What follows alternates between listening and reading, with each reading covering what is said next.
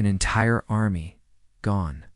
In 525 BCE, Persian King Cambyses II sent 50,000 soldiers into the Egyptian desert to crush a defiant oracle at Siwa Oasis. According to ancient historian Herodotus, a monstrous sandstorm swallowed them whole, leaving no trace. For centuries, their fate has been a haunting mystery. No bodies, no weapons, just whispers of a lost legion. Was it really a natural disaster, or does the truth lie buried beneath the sands, hinting at something far stranger? Join me as we unravel one of history's greatest enigmas, a tale of ambition, betrayal, and a desert that keeps its secrets. In 525 BCE, the Persian Empire stood at the zenith of its power, a sprawling dominion stretching from the Indus River to the shores of the Mediterranean. Under King Cambyses II, son of Cyrus the Great, Persia was a juggernaut, its armies conquering nations with ruthless efficiency. Egypt, a land of ancient wealth and divine pharaohs, was the next prize. Ruled by Pharaoh Psamtik III of the 26th dynasty, Egypt was weakened by internal strife, but fiercely proud, its temples and pyramids symbols of a civilization older than Persia itself. The Persian Empire was a marvel of organization. Cambyses inherited a realm united by the Royal Road, a 2,500-kilometer highway linking cities like Susa and Sardis, where couriers raced with messages and armies marched to subdue rebels. Persian society was hierarchical. Nobles and priests held sway, while farmers and artisans toiled to sustain the empire's wealth. Soldiers, drawn from diverse subjects like Medes, Babylonians, and Greeks, fought with spears, bows, and chariots, their loyalty ensured by gold and fear. Religion was central.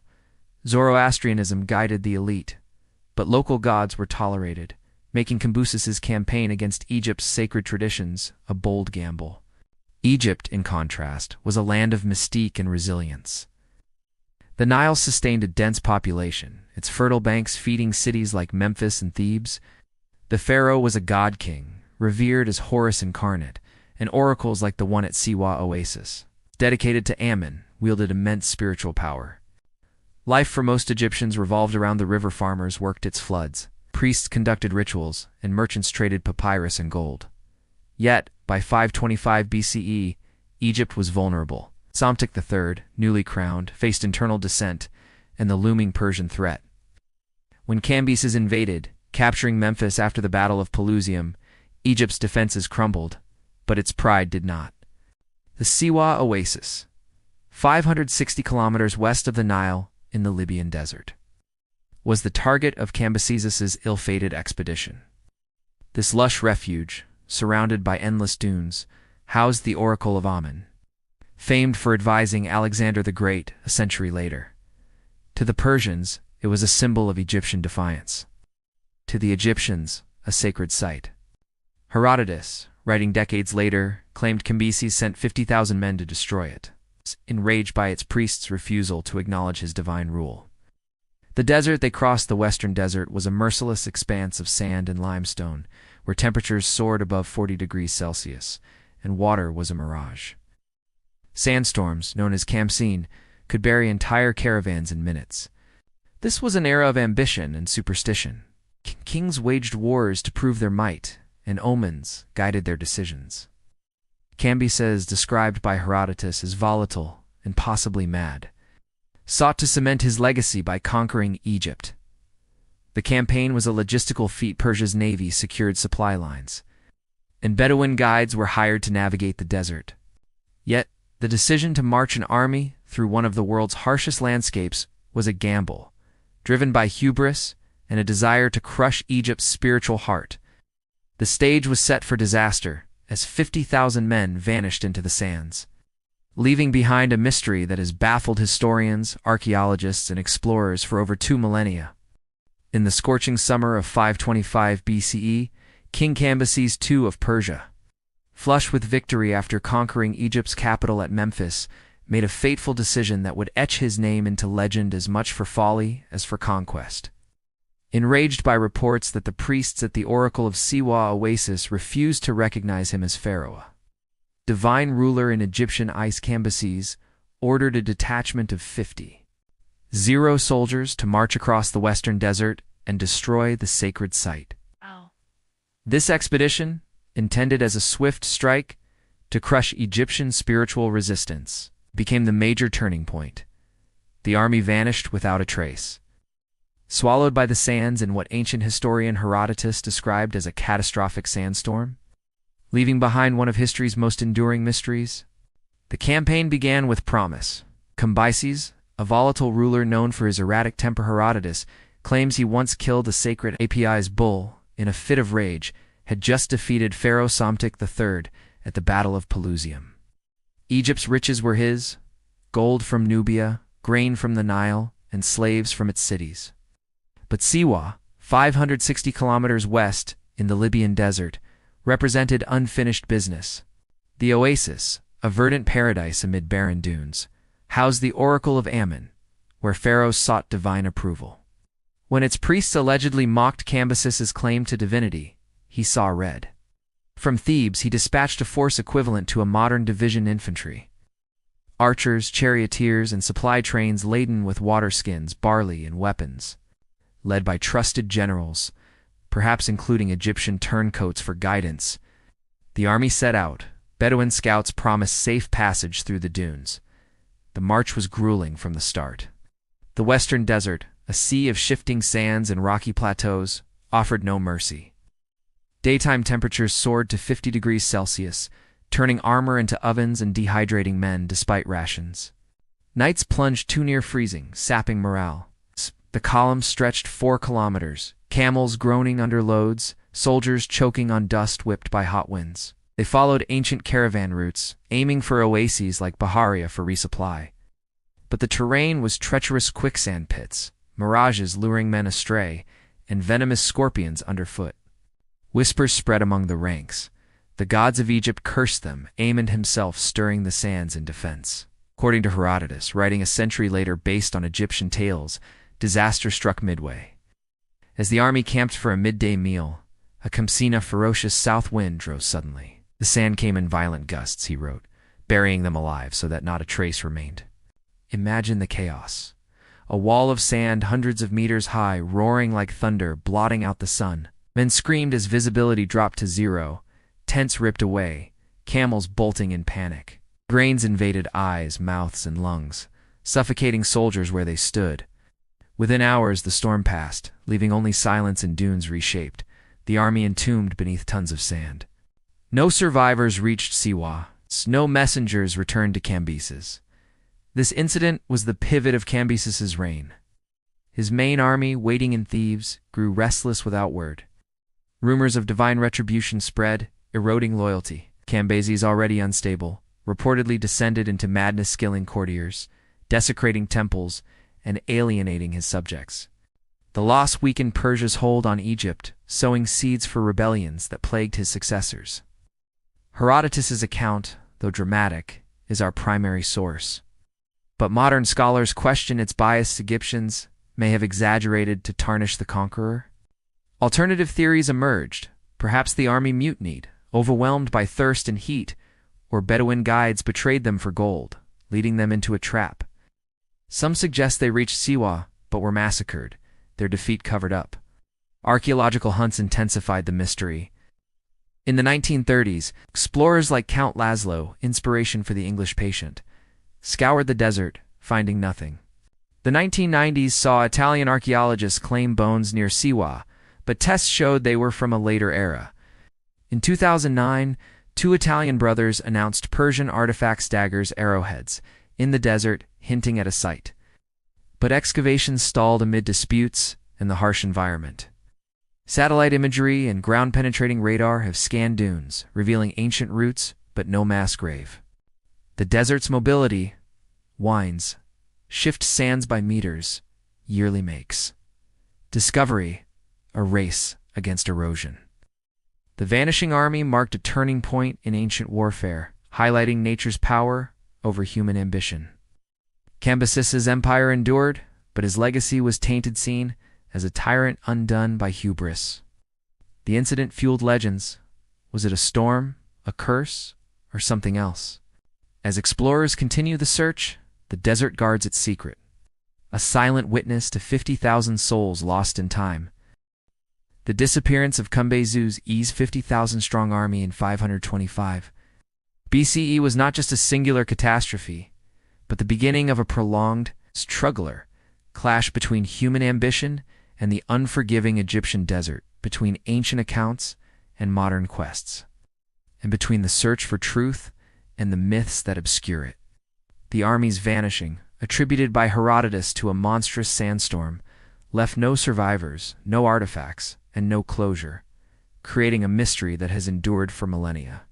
The struggle lies not only in the soldiers' doomed march, but in the centuries of effort to uncover their fate, a battle against nature's indifference, historical bias, and the limits of archaeology, with questions lingering. Was it a natural disaster, betrayal, or something stranger that erased an entire legion from history?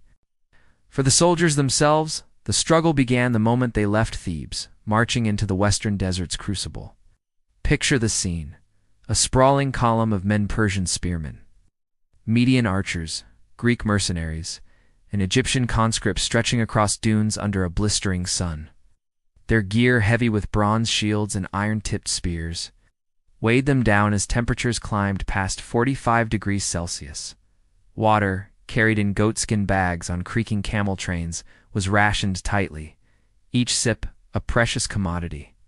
Bedouin guides, hired for their desert knowledge, led the way, but their loyalty was bribed by Persian gold. They may have harbored grudges against the invaders. Soldiers like Kaveh, our imagined Median archer, trudged with blistered feet, his thoughts on his distant family, while Amasis, the Egyptian conscript, wrestled with the betrayal of marching against his own gods. The desert was their true adversary. The western desert, stretching 680,000 square kilometers, was a wasteland of sand seas, rocky outcrops, and deceptive oases. Camps and winds could whip up storms in minutes, burying landmarks and blinding travelers.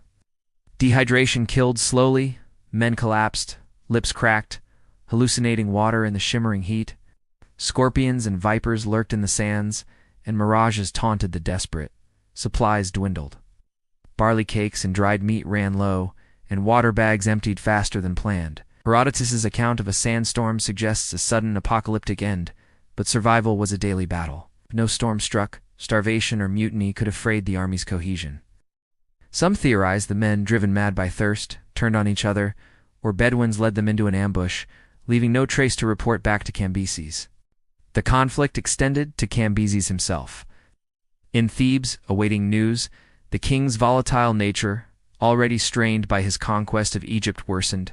Herodotus paints him as spiraling into madness, driven by the loss of his army and rumors of divine wrath. Lashed out, desecrating temples and executing aides, alienating his court. The absence of the army weakened his grip on Egypt. Rebellions simmered, and his death in 522 BCE, possibly by suicide or assassination, left the empire unstable. The soldiers' families, wives in Susa, children in Babylon, faced their own struggle. Left without word, their men erased from Persian records. The Oracle of Siwa, untouched, gained mythic status, its priests claiming a man's protection, further undermining Cambyses' legitimacy. Centuries later, the struggle shifted to historians and archaeologists. Herodotus' tale, written decades after the event, is our main source, but its embellishments likely drawn from Egyptian propaganda sparked debate. Was the sandstorm real, or a cover for defeat? Greek writers like Ctesias contradicted Herodotus, suggesting logistical failure or betrayal. Modern scholars like Egyptologist Olaf Kaper proposed the army may have been ambushed by rebels led by a rival pharaoh, Petabastus III, who vanished around the same time. The lack of physical evidence fuels conflict. No mass grave, no weapons, despite the army's size. The desert's shifting sands, moving meters yearly, bury and uncover clues unpredictably, frustrating searches. Archaeological efforts have been a saga of survival against nature and bureaucracy. In the Ijo Senling S, scoured the desert, finding only myths. The 1990s saw Italian teams claim Persian-style bones near Siwa. But radiocarbon dating placed them centuries later. In 2009, brothers Angelo and Alfredo Castiglione reported daggers and arrowheads near Buhera Oasis, hinting at a site, but political unrest in Egypt halted excavations. Satellite imagery and ground-penetrating radar used in 2010 surveys mapped ancient caravan routes but found no army. Funding shortages, Egypt's strict artifact laws, and the desert's hostilities, sandstorms still rage, endangering equipment, thwart progress. Locals share tales of ghost armies, blending folklore with hope, but tangible evidence remains elusive. The conflict over theories persists. Sandstorm is plausible, Cambyses can bury entire caravans, as seen in 19th century accounts, but 50,000 men. Vanishing without a single artifact strains belief. Betrayal by guides, leading the army to a waterless trap, aligns with Bedouin tactics. Mutiny, driven by hunger or cultural divides among the troops, is another possibility, with survivors scattering or killed to hide failure. Some speculate supernatural causes, Egyptian curses, or divine intervention, but these reflect ancient fears more than evidence. The mystery endures because the desert guards its secrets, its vastness a silent adversary to truth. The struggle to understand the army's fate mirrors the soldier's own fight, a battle against an environment that erases all traces. Their survival, if any, was fleeting perhaps. A few stumbled to an oasis, only to perish later. Modern explorers mirror this resilience, risking heat stroke and political barriers to chase clues. The conflict between Herodotus's drama and scientific rigor continues, with each new theory a step toward or away from the truth. The lost army remains a ghostly presence, a reminder that history's greatest mysteries are often those that leave no mark. Forcing us to wrestle with the unknown in a desert that refuses to yield. The vanishing of Cambyses, the second's 50,000-strong army in 525 BCE, left a void in history. Its outcome shrouded in mystery, and its legacy a blend of ancient legend and modern obsession. The expedition, meant to crush the Oracle of Siwa and cement Persian dominance over Egypt, instead became a cautionary tale of hubris, its soldiers erased from the sands without a trace. Recognized as one of antiquity's greatest unsolved puzzles, the lost army has been immortalized in Herodotus's dramatic account. Debated by scholars and hunted by archaeologists, yet its true fate remains buried, a testament to the desert's power to swallow not just men, but memory itself. For the Persian Empire, the immediate outcome was a blow to Cambyses' reign. The loss of 50,000 men, nearly a quarter of his Egyptian campaign, force weakened his hold on the newly conquered territory. Herodotus claims the disaster fueled Cambyses' descent into paranoia, with the king lashing out at allies and desecrating Egyptian temples, actions that alienated his subjects. By 522 BCE, his death, possibly by suicide or assassination, plunged Persia into chaos. With rebellions erupting and Darius I seizing the throne, the army's disappearance became a footnote in Persian chronicles, overshadowed by larger conquests. But in Egypt, it was a propaganda coup. Priests at Siwa and Memphis spun tales of divine vengeance, claiming Amun's wrath buried the invaders, bolstering the oracle's mystique for centuries, later drawing figures like Alexander the Great to its shrine. In ancient records, the army's story was both recognized and distorted. Herodotus, writing around 440 BCE, gave the most detailed account, describing a Cambyses sandstorm that buried them alive. His histories, though a cornerstone of Western history, blended fact with hearsay, reflecting Egyptian bias against Persian invaders. Other sources, like Ctesias of Cnidus, hinted at logistical failures but offered no clarity, their works fragmented. The lack of Persian records' clay tablets rarely mentioned defeats left. The story one-sided, erasing the soldiers' perspectives. Families in Susa or Babylon, waiting for sons and husbands, received no answers, their grief unrecorded.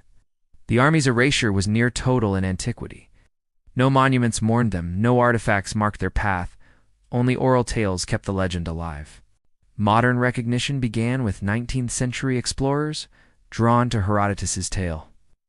The desert, vast and shifting, thwarted early searches. The Hungarian adventurer scoured the western desert in the 1930s, finding only Bedouin stories of ghost armies. The 1990s brought renewed interest, with Italian teams claiming bones near Siwa, but tests dated them to later periods. In 2009, Rosangelo and Alfredo Castiglione announced Persian-style daggers and arrowheads near Baharia Oasis, sparking excitement, but excavations stalled due to Egypt's 2011 unrest. Advanced tools, satellite imagery, ground-penetrating radar-mapped caravan routes. But the desert's constant reshaping buried hopes. Each find, from bronze fragments to possible water jars, raised questions but no definitive grave, leaving the army's fate a tantalizing blank. The story's recognition thrives in popular imagination. Documentaries like those on National Geographic frame it as an archaeological holy grail, dubbed the Persian Atlantis. Books such as Paul Sussman's The Lost Army of Cambyses, 2002, weave fiction around the mystery, blending sandstorms with intrigue. Online forums buzz with theories: natural disaster, Bedouin ambush, or rebel attack by a rival pharaoh, like Herodotus III. Yet, pseudoscience clouds the narrative. Some claim supernatural curses or alien interference, diluting scholarly efforts. Egypt's tourism industry capitalizes on the tale, offering lost army treks. But political instability and looting threats hinder serious digs. Erasure defines the army's legacy. Unlike the Antikythera mechanism, no physical relic confirms their existence. 50,000 men spearmen, archers, grooms, left no bones or banners. The desert's mobility, shifting dunes by meters yearly, ensures their tomb, if it exists, is transient. Cultural erasure compounded this. Persian defeats were rarely documented, and Egypt's priests had no interest in memorializing invaders. The soldiers, from Median Kave to Egyptian Amasis, were ordinary men, farmers, fathers, conscripts whose names dissolved with their bodies. Gender dynamics also played a role. Women, though present in camp roles like cooks or healers, were invisible in records, their losses unacknowledged. Today, the army's outcome resonates as a warning of nature, as dominion, and history as selective memory. Recognized in academic circles, it's studied in works like Olaf Kaper's 2015 theory of a rebel ambush, yet erased by the lack of evidence. Ongoing searches, funded by universities and private explorers, face Egypt's bureaucratic hurdles and climate challenges. Rising temperatures threaten sites. The army's erasure reminds us that history favors survivors, leaving the vanquished to myth. As one archaeologist noted, the desert doesn't just hide bodies, it hides truths. The lost army remains a ghostly challenge, daring us to find what time and sand have claimed. The vanishing of Cambyses II's army in the Egyptian desert is a haunting echo of human overreach. A force of 50,000 men, armed with spears and ambition, raced by the sands in 525 BCE, whether felled by a merciless sandstorm, betrayal, or the desert's unrelenting thirst. Their fate stands as a stark reminder of nature's dominion over empires. Herodotus's tale paints a picture of divine retribution, but the true tragedy lies in the ordinary soldiers. Conscripts from distant lands, whose lives were sacrificed to a king's ego. The army's loss weakened Cambyses, hastening his downfall, and left a void that history struggles to fill with no graves or relics to honor the fallen. This story urges us to reflect on the fragility of power and the mysteries that persist when evidence vanishes. In a world where technology uncovers ancient secrets, the desert's silence mocks our efforts, reminding us that some truths are buried too deep. As one explorer said, "The sands remember what we forget." Let this lost legion inspire humility, cautioning against the hubris that leads men into oblivion, and honoring the untold stories of those swallowed by time.